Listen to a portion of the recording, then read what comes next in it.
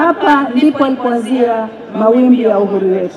Na leo Wazanzibari tunaye hapa Dr. Samia Suluhu Hassan, binti wa ardhi hii, binti wa Zanzibar, ambaye anatoka katika visiwa hivi adhimu vya marashi ya karafuu. Wazanzibari, Watanzania wenzangu, Dr. Samia Suluhu Hassan anarudi nyumbani kuhitimisha safari ya ari na matumaini kwa Jamhuri ya Muungano wa Tanzania. Amesimama hapa leo akiwa na ndugu yake Dr. Hussein Mwinyi, ambaye amefanya mambo makubwa katika kuendeleza Zanzibar.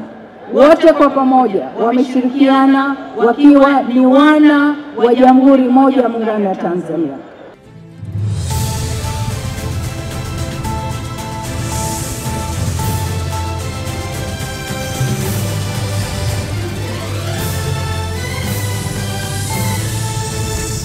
Neema ziendelee.